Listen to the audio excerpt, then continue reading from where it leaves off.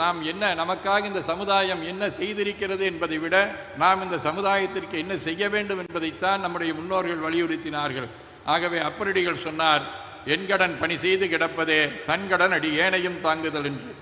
தாயுமானவர் சொன்னார், அன்பர் பணி செய்ய என்னை ஆளாக்கி விட்டுவிட்டால் இன்ப நிலை தானே வந்து எய்தும் பராபரமே என்கின்ற அடிப்படையிலே அதை வலியுறுத்தியது நம்முடைய அடிகளார் அவர்கள். இங்கே இருக்கக்கூடிய இளைஞர்களை கொண்டே மாணவர்களை கொண்டே பல திருக்கோயிலுடைய திருப்பணியை அவர்கள் மேற்கொண்டு அதன் மூலமாக அந்த திருக்கோயில்களை மீண்டும் வழிபாட்டுக்குரியதாக மாற்றிய பெருமை அவருக்கு இருக்கின்றது.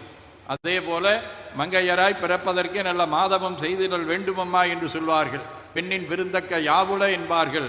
அத்தகைய வகையிலே பெண்களுக்கு இணையான வகையிலே ஒரு உயர்வு கொடுக்க வேண்டும் என்பதற்காக மகளிரும் வேள்விகளை செய்யலாம் என்பதற்காக ஒன்பானரவு பெருவிழாவையொட்டி அந்த 9 நாட்களும் பல்துறையிலே இருக்கக்கூடிய மகளிரையெல்லாம் அழைத்து மிகச்சிறப்பான முறையிலே அவர்களையும் போற்றிய பெருமைக்குரியவர்கள் நம்முடைய அடிகளார் அவர்கள் நம்முடைய RSS அமைப்போடும் நம்முடைய விஸ்வ இந்து பரிஷத் அமைப்போடும் நீண்ட நெடுங்காலமாக அவர்கள் தொடர்புடையவர்கள். சில நாட்களுக்கு முன்னதாக அவர்கள் RSS விஜயபாரதம் இதழுக்கு 2000 பேட்டி கொடுத்ததை நாம் பார்த்தோம். அதில் பார்க்கின்ற போது அதுதான் சொல்லுவார், ஒன்று நம்முடைய வழிபாடு தாய்மொழியிலே அமைய வேண்டும், அதே போல நம்முடைய சிந்தனை தேசிய சிந்தனையாக இருக்க வேண்டும் என்பதை அதில் 2 வலியுறுத்துவார்.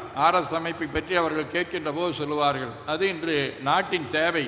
ஏனென்றால் இளைஞர்களை தொண்டு மனப்பான்மையோடு உருவாக்கக்கூடிய ஒரு உன்னத அமைப்பாக, பாரத பண்பாட்டை காக்கக்கூடிய ஒரு உன்னத அமைப்பாக இருக்கின்றது.